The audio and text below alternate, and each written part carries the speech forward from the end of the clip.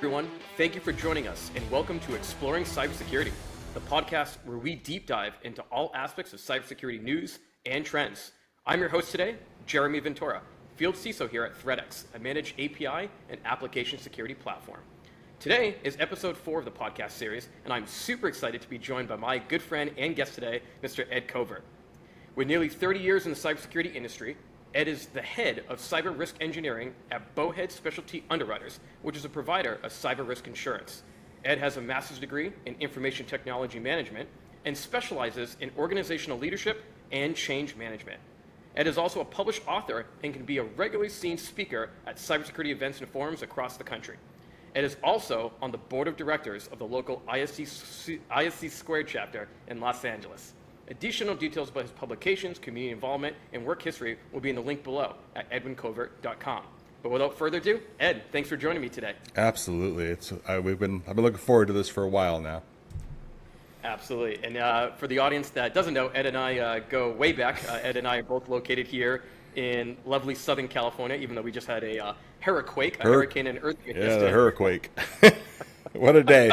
Sunday was an interesting day. We survived. We're good, and we're super excited here to be chatting on some really interesting topics today that I know touches true to both Ed and I.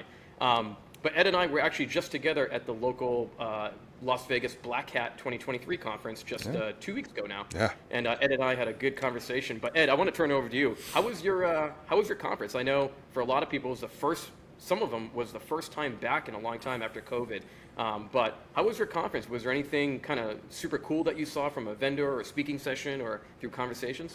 Yeah, the conference was good. Black Hat's always a good time. One of these days I'm going to continue on and stick around for DEF CON 2, but there's only so much Vegas I can take in one sitting, unfortunately. I think the things that caught my attention, it wasn't necessarily a vendor. It was more of a vibe and a feel. AI is still sort of at the top of everyone's mind, and it's making people nervous because they can't define it. They don't know how it's going to impact things. It's very nebulous, but we all know it's there to a certain degree. But the other thing, actually much more aligned with my own line of work, is how big a deal cyber insurance was, cyber risk insurance, there was a whole mini track dedicated just to cyber risk insurance. Those are sort of the big takeaways. And then there's always standard vendors to meet and new cool tech to look at, and everyone goes to a party or two or an event. So yeah, it was good. It was a good conference, I thought. That's awesome. Yeah, no, I totally agree with you. I think this was definitely the year, which I think we all kind of expected it with just so much news around generative AI and this explosion here in the last 6 months or so that.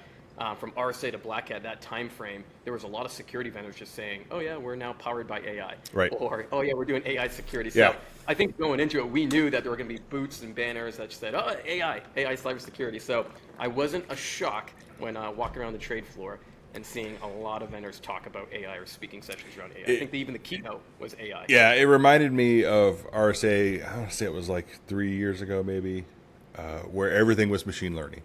Like that phrase was in everyone's mouth. And this year at Black Hat, it was very much everything is AI. Yeah. So. Yep. And I think, kind of leading into today's conversation, I think we're just scratching the surface. I think you would agree with me on that one, on AI and how organizations are either going to leverage or not leverage it within their own employee base, but also how are you going to secure this thing? And where is the intended use? And for security vendors or even technology companies, how do I incorporate it effectively into products or services that I may provide? And I think we're just touching the surface on here where it's going to be probably a wild next couple of years of regulations, privacy laws. Not that it already hasn't started, but I think it's going to really accelerate here. I would agree. I think it is a whole new frontier. It reminds me to a certain degree when SaaS became big, right? And there was a whole set of discussions around, okay, well, what does this actually mean from an application security standpoint and data privacy standpoint? This is not it's my data, but it's not my application. It sort of changed the parameters around security to a certain degree, both good and bad. I mean, there's, And I think we're at that same sort of inflection point, in my view. For sure. Yeah. Yep. And it brings us into a great segue here, which is actually the first topic of our podcast, talking about regulations and kind of the segue and where the entire industry going, is just last month, the SEC, the United States Securities and Exchange Commission, released a new disclosure for public companies on announcing whether in their 8K and their 10K about what they're doing as far as cyber risk management, but also if there was a material incident, which we're going to get into what that actually means. But just off the 30,000-foot view, FCC, I know I'm not sure about you, but when I go through my LinkedIn feed or I'm looking at news articles, we've got a lot of opinionated people in cybersecurity where they came up with regulations, and some people, just like anything, some people are saying, whoa, it's way too much. Like, public companies are definitely not ready for this. But then we also have other people who are like, no, it's kind of a good kick in the butt, even though it's coming, I think it's December 18th to hold that date, like when it's getting effective. But what are your thoughts? What have you seen so far, just before we even dig into it, just on the SEC coming out with these different disclosures? I am firmly in the good kick in the butt camp, if I'm being honest. It's December 18th or mid-December, somewhere in that time frame for large companies. Smaller companies, I think, have till June, if I remember correctly, an additional 180 days. I think it's overdue. I think it is one of those. There's a certain amount of accountability that's coming to it. I wish they had gone a little farther in some areas, although I don't know how they would have. I mean, in my fervid brain of dreams, it would be they would have done a couple other things, but the practical side of me says I don't know how that would have worked. So overall, I think it's a wonderful movement forward, and I am happily embracing the new world order. Yeah, I completely agree with you too. I think it was needed. Somebody had to step in and do this. I think it was only a matter of time too. I remember they came out, I don't know if it was March or earlier this year, they came out with their initial kind of proposal of what they want, and that got a lot of backlash. I think I saw something that was hundreds, if not thousands of different letters from security and technology industry leaders and companies saying, well, this needs to be amended, or this needs to be taken out, or this needs to be included, this is overstepping for the SEC.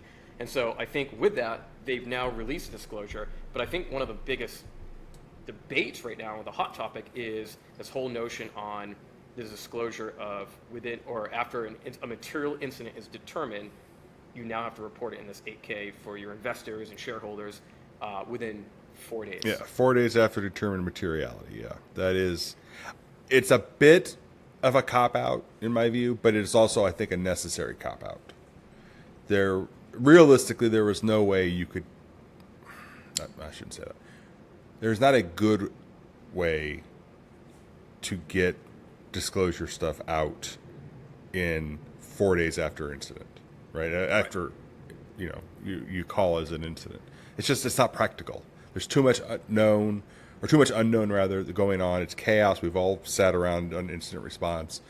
There's a lot of chaos, and data that you get 1 minute is going to change 10 minutes later when you've got new information coming in. So I like the materiality. I think that it's very clever that they allow companies to define materiality on their own. I saw a lot of comments about that. Well, what's materiality mean? Well, materiality means what you'd say it means. The key, though, is being consistent, and that's so. ThreatX versus Bowhead, we're going to have different definitions of what materiality means. But as long as we consistently use those definitions or pull them from other resources, other processes that we already have in place, then I think you're fine. I'm not a lawyer, so don't take anything I say with any sort of legal foundation, but it's consistency. Right? You have to, if you do the same things over and over again and use the same criteria to measure materiality as best you can across all aspects of risk, be it cyber, be it financial, whatever, I think you can make the case that you're not in violation of anything. Yeah, no, I agree. And you hit on something, and that's kind of what I want to take this one to, the word material. And I think you're 100% spot on. The word material means different things for different companies, Yeah. depending on industry regulation, depending on where their employees are located, depending on who even attacked them, what was actually going on, what kind of data potentially was lost. Are you a healthcare or a hospital and you lost PHI information? Or are you a banking or a bank customer and you lost, sensitive data information or credit card information? Right. I think the nature, the scope, and I think that's kind of how they're leaving it pretty general, to your point, I think, on purpose. And at least that's my assumption. But Yeah. I do think there may be some flexibility and or changes that once this actually gets enacted, okay, did we do the right thing here? Is 4 days, to your point originally, like I remember that it was first miscued that 4 days and about the incident, and then I remember there was one comment I read, it was like, well, the average dwell time, which is mean time to respond minus mean time to detect, that's way longer on industry standards than 4 days. So like you're gonna disclose we had an incident and you don't have all the facts still. Right. And I think that's kind of the big concern. Or you're going to disclose after 4 days of a material incident what you determine, and did you just actually cause more risk to the incident that's ongoing? Right. That's for hackers out there. And so I think there's a lot to figure out. I don't know. Time will tell. But I do hope that the SEC, in my personal opinion, is also flexible and continues to listen to security leaders and organizations to make changes if necessary. I think there's, and I agree with you. I think there is an unintended, perhaps positive, for my opinion at least, benefit to this whole thing, is it will focus or force organizations, publicly traded organizations, to understand what is material in cyber. Right? We don't do a lot of this, in my view. We'll get into risk qualification versus quantification later, but we spend a lot of time doing high, medium, and low risk type exercises, which aren't, in my view, perhaps the best. I think there's, you get a more quantification aspect to your risk by understanding what is material in a financial sense, right? What is going to cost your business, your enterprise, some loss. And having this conversation about what a material incident is sort of a forcing function, in my view, of getting to better risk management. Yeah, I would agree with that. I do think while the SEC didn't actually lay it out in this new disclosure, I do think there's going to be almost, trying to find the word here, but there's going to be a movement where public companies, including private companies, even though they weren't technically listed, it was more focused on public companies. The board, let's talk about the board and their knowledge of cybersecurity, and or do we have a senior leader that's external that we can bring onto the board, for example, and educate and or provide an opinion or a strategy from a board level. And I think while it wasn't 100% explicitly laid out, what I mean specifically laid out was like challenging the expertise of the actual board on their cybersecurity knowledge. I do think as a public company, I don't think most companies, I don't know if you agree with me on this one, I don't think most companies are prepared for this, especially coming in 4 or 5 months. Yeah.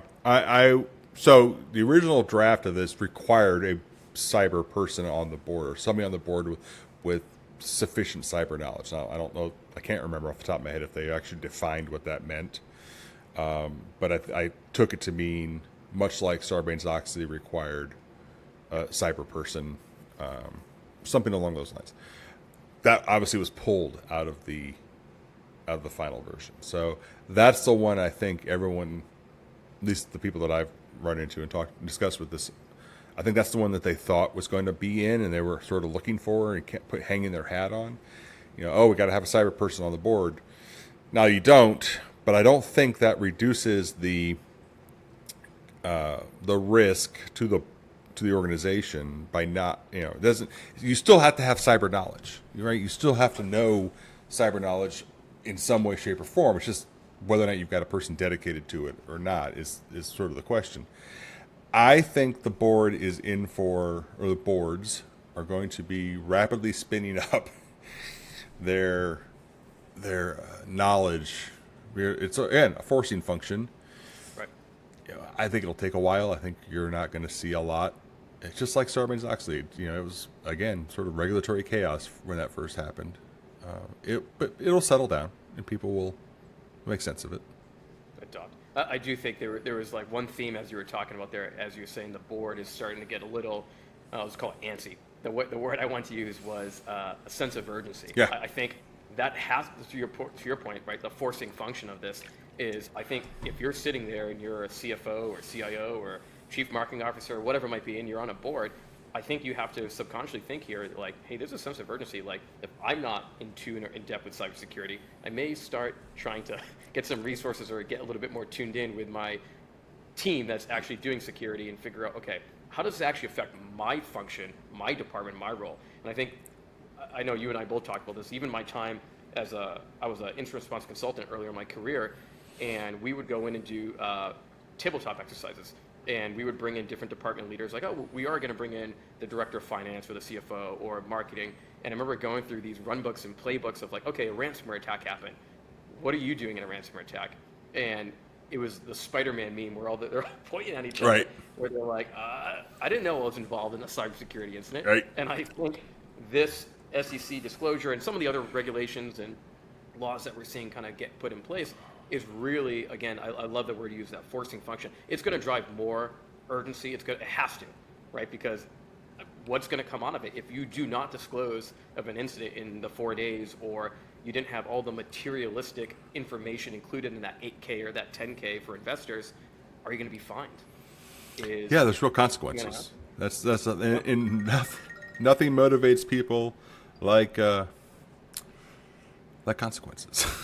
Meaningful consequences. Right. Yep. So. Yep. No, I totally agree. And then, even look at the FCC now.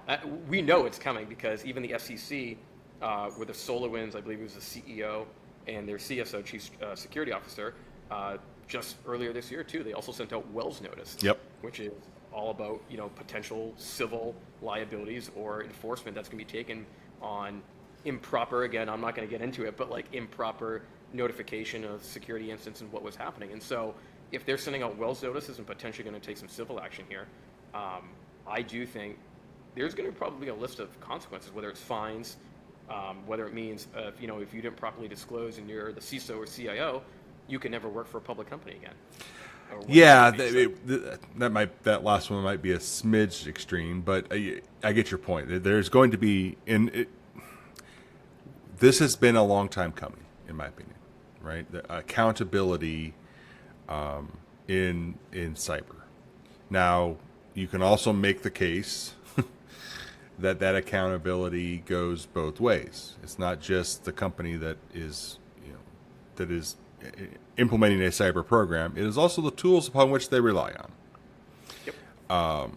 And I don't know that that's been addressed quite as thoroughly as I would have preferred, but. At the end of the day, you're a public company, you're accountable to your investors. This is part of that effort to make you accountable. Yeah, I agree. So, I agree.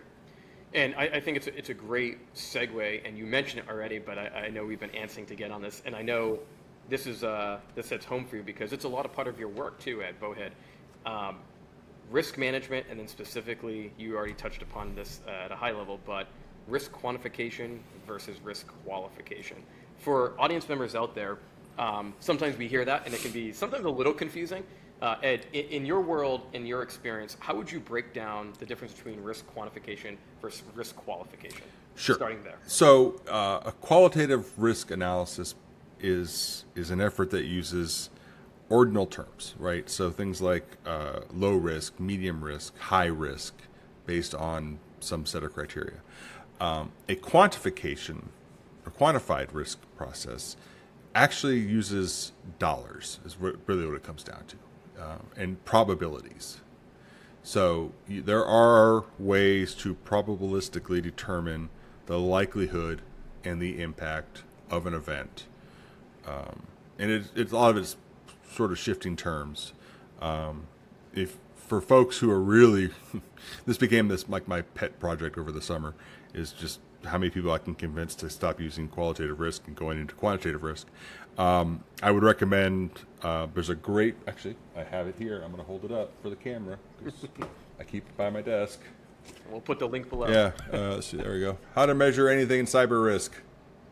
It's a classic tome on the subject. But things like the Open FAIR model, certification model, factor analysis, and information risk is what FAIR stands for. Essentially, it is a different way of looking at risk that is more in tune with the actuarial models that insurance companies use. There's a reason that we can do car insurance online without ever having to talk to an insurance agent. Is because they have all the back-end actuarial models over the last 80 years that can literally predict with a reasonably good level of accuracy your likelihood to be in an accident based on any number of factors, right? That's why they ask all those questions. We will eventually get there on the cyber side. At least I believe we will. It'll take us longer because it's newer and we don't have all that data. But in the interim, we can start making reasonably accurate predictions on the likelihood of an event causing some sort of loss. Yeah. I was trying to find the right word, and it's because vulnerability in in a quantification model is different than vulnerability in a qualification model. So a vulnerability in the quantification model is the probability that a threat event becomes a loss event. Right? That is not the same as when we say vulnerability traditionally, what it means. So you making sure we're using the right terms and or meaningful terms is just, this is the thing that I've been going on. And a lot of it has been influenced by my relatively recent entry into the insurance industry, because I am not, as you know, an insurance person by training. I'm a cyber person by training and experience. But it's been fascinating. I mean, it's just seeing how this segment of the organization or the industry works. I'm all in. I'm all in on it. For sure. No, and it's great. And I thank you for that explanation as well, because when I hear you speak about it, and I know you live this more on a daily basis, it almost seems like an evolution of maturity, where a lot of organizations are still, and maybe it's the industry doing it on ourselves. We just came from, oh, that vulnerability is low, or that incident, I don't know, it's high. Versus taking, I can just imagine taking that and being at a board, being a CISO and speaking at the board level and be like, okay, you show the board and, we had this incident, or if we don't buy this product or this tool, it's going to be a medium catastrophic event, whatever it might be. Versus being, this is actually a potential risk of revenue, or this is where the likelihood that we're going to potentially lose revenue or whatever it might be with the supply chain, for example. I can just see the evolution and the maturity of the conversation where, especially people that aren't necessarily as technical, where there is a lot of benefits of moving to the risk quantification model versus the qualification, where it's a little bit more just, again, it's honestly black and white, but it's more, it's low, it's medium, it's high, this is it. Yeah, and I would, so 2 points. One, I absolutely agree with you that it is a maturity thing. And so I'm not trying to shame anybody who's using qualification. I mean, I did it for most of my career. But it is an ability to better communicate in a language that the business understands. Because I've said for years that, and anybody who's ever worked for me in the last 3 decades will have heard me say this, we exist as an industry to serve the business. If we're not serving the business, then we're wasting our time. So that's point number one. Point number two is there is a lot of discussion going on right now. Granted, a lot of it's in the insurance industry, but on this idea of cyber risk quantification. There are a number of tools out there. I'd say there's 3 that I've had discussions with in the last, most of the last week. That's what they do. They ask questions.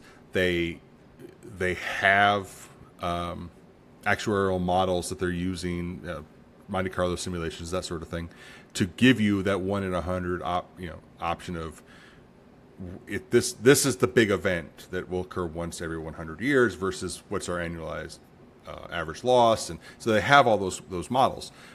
It's getting that data into the hands of more cyber people and outside of the hands of necessarily of the insurance people.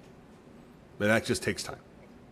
It's interesting. And so right there, like, and I was actually going to ask a question, you kind of went right there too, where can you solve this with a tool, or does it really start with a mindset change of how we think about, and I love what you said, like, we're in the business of supporting, well, cybersecurity is in the business of supporting the business. Right. And so it's both. I think you can solve it with a tool, but you don't just throw a tool at it without some basic underlying concepts, right? Nobody would throw, I wouldn't pick a vulnerability scanner at random Tenable, for instance, at somebody who doesn't understand vulnerability management.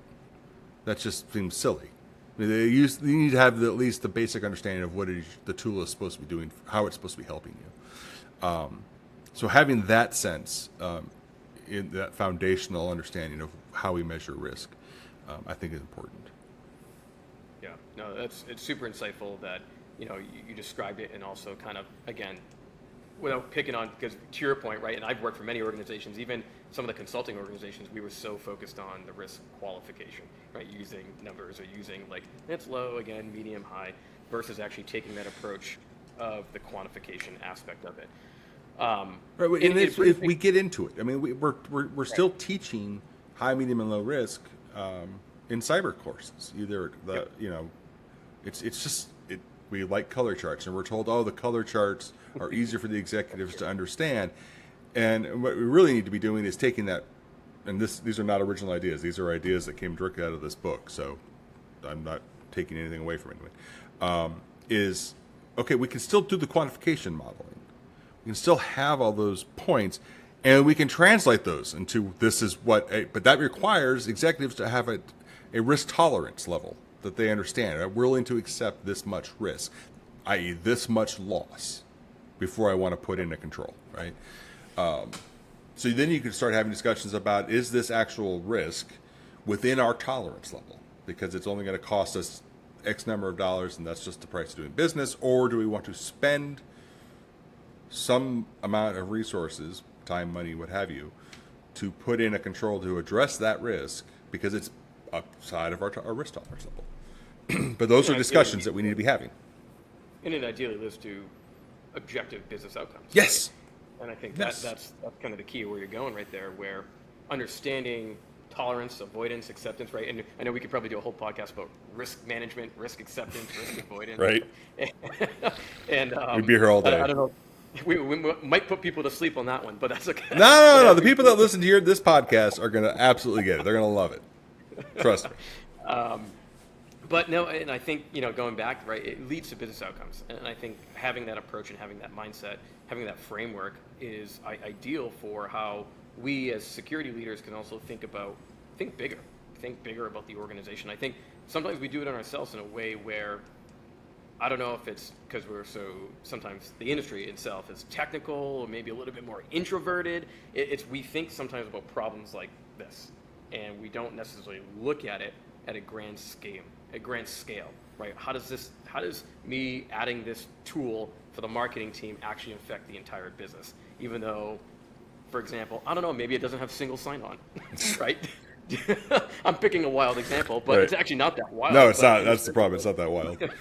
Exactly. It's like, okay, do I have risk acceptance, or to your point, a risk tolerance? Like, okay, it really is a business decision. They really need it. It doesn't have all the security controls ideally we would like from a security team, but can we make an exception or have a tolerance level where we allow it? Well, and again, it comes back to this forcing function, right? So if you start treating risk in a quantified manner, then you start having discussions about what it means to have risk and what that risk can apply, how that risk applies to your business. I mean, now we're tying it back to my other great passion in life, enterprise security architecture, right? In a SAPSA model, which is my favorite, not to pick on TOGAF or anything, but SAPSA is where I like to spend my time. Every business objective should be tied to a control. And every control should be justified by a business function, right? So, our business objective.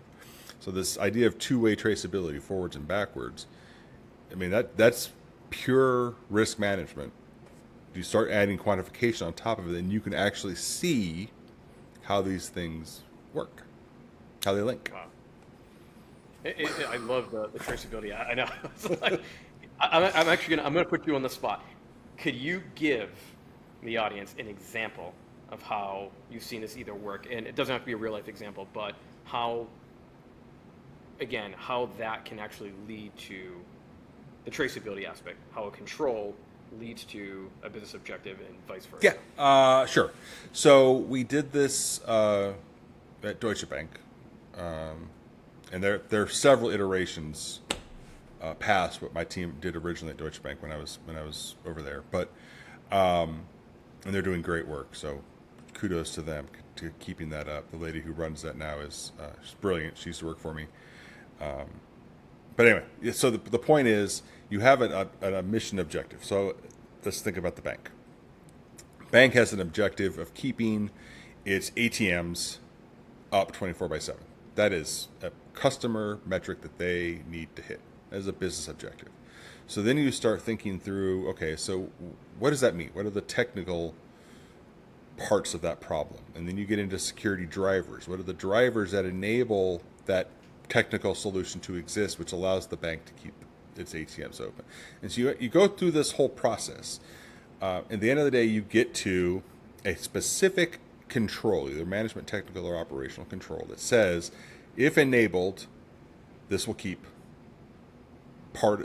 it'll support keeping the objective up. I mean, it's sometimes it's a many to many, sometimes it's a one to many.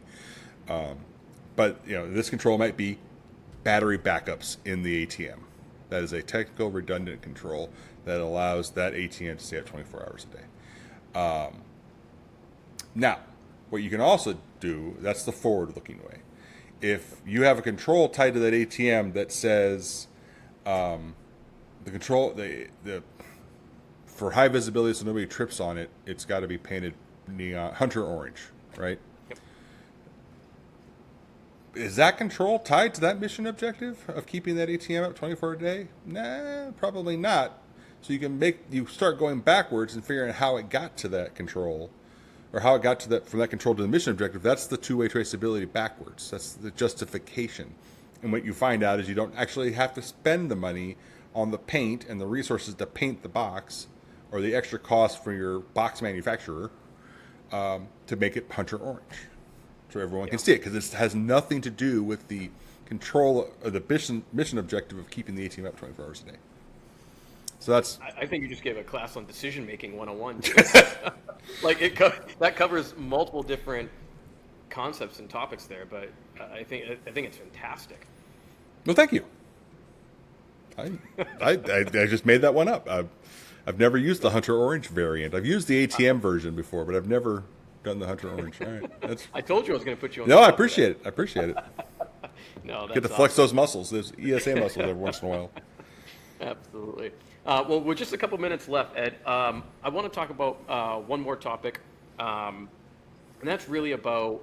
It's all related, right? It's all related from. I love how we went from the SEC regulations, disclosures, to naturally how I kind of just flowed into our next conversation of risk quantification versus qualification and risk management, and then it goes to my final one. What happens when an organization isn't properly doing one of these things? We typically see them get popped, right? They have incidents, they have breaches, not all the time, but they're more prone to it. And I think when you don't have these processes defined, you're not actually following, or they're not in place, or even more, where the security leader, how many times we've seen this security leader is saying, we need this, we need this, we need this. And executive management or boards are saying, well, we've never had an incident before, so I'm not going to give you funding to go put that process in place or buy that tool or hire resources specifically to do, let's call it GRC or risk management. Right.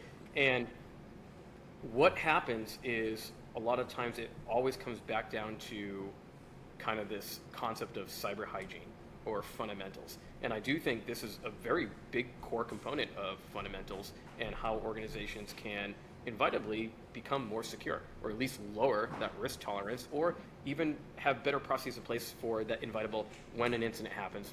It's happening, but we had the measurements, we had the processes, and policies in place that we can effectively mitigate, contain, and remediate, for example, this threat. So I know I just talked there for a little while and kind of tied it all together, but I want to hear from you. How often are you still seeing just organizations failing the easy things, just the cyber hygiene of it? So I'll answer that by giving you a little context. I had no idea that I would end up in the insurance industry, but however I got here, I'm here. And I'm here because I firmly believe that it is insurance that is going to be driving the basic cyber hygiene that we've all been clamoring for. There was an article, and I'll have to dig it up somewhere. I saw it on LinkedIn. It was somebody reposted it, essentially saying people are making the same mistakes, and so this, they get the same outcomes every time, and it's been going on for years now.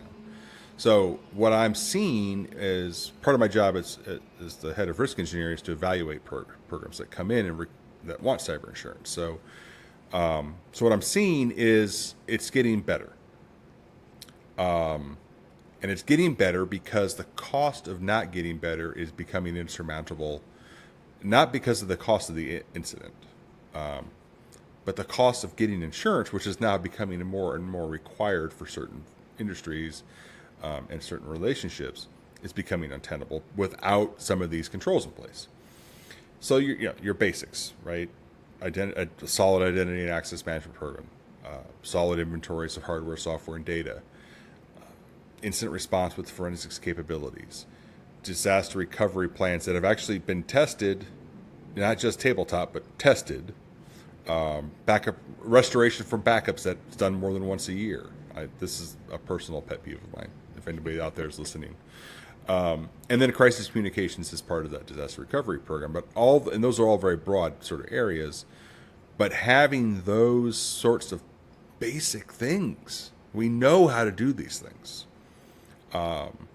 It's just it takes effort and it takes some resources to get it done. But the cost of not having those basic things in place can be tremendous. You see the costs rising for incidents across the board. Ransomware's gotten 1.4 million now is like the average malware incident cost. So the cost of not doing it in my mind is far outside the cost of just getting it done, and you'll be better off at the end of the day. Totally. Could have said it better myself. I think over and over we've seen it, especially in the last couple of years here, where we go back and public information on how companies got breached or different incidents, and I don't know how many times, if not all of them, it comes down to, of course, there are some sophisticated attacks out there, right? There's no denying that, but there's still, the employee clicking the phishing email when they knew not to click it. There's, oh, wait a second, we gave every developer root access or admin access to our APIs and applications, and we never had any role-based access control. Right. Or I knew I had that vulnerability out there, and I just decided not to patch it, and now it's exploited.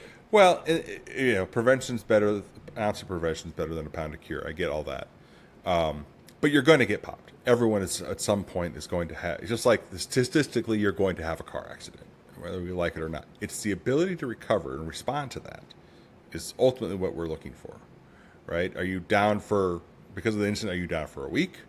Or are you down for an hour? Because you've got instant backups that just roll over and everybody goes back to work. I mean, that's what we're trying to get to, I think, at some point, is that continuum from you're just using the NIST CSF, right? Well, I'll even use the new one that includes governance, right? So for governance to identify, to protect, or detect, respond, recover, that continuum. And those are not discrete steps. Those are a continuum of control. And we need to be able to implement something akin to that.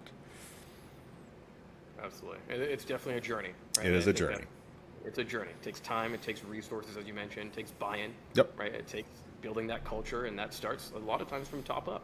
Right. And it goes back again to our original conversation with boards and SEC regulations. It takes time, but it's a journey, and you hit on a lot of great points, and I think this is going to be I think you're gonna have a lot of questions from audience members that watch us that want to know more, especially around some of the different points you made. So With that being said, we are coming up on time. Ed, I've got a couple minutes left here. Do you have any final parting words for the audience?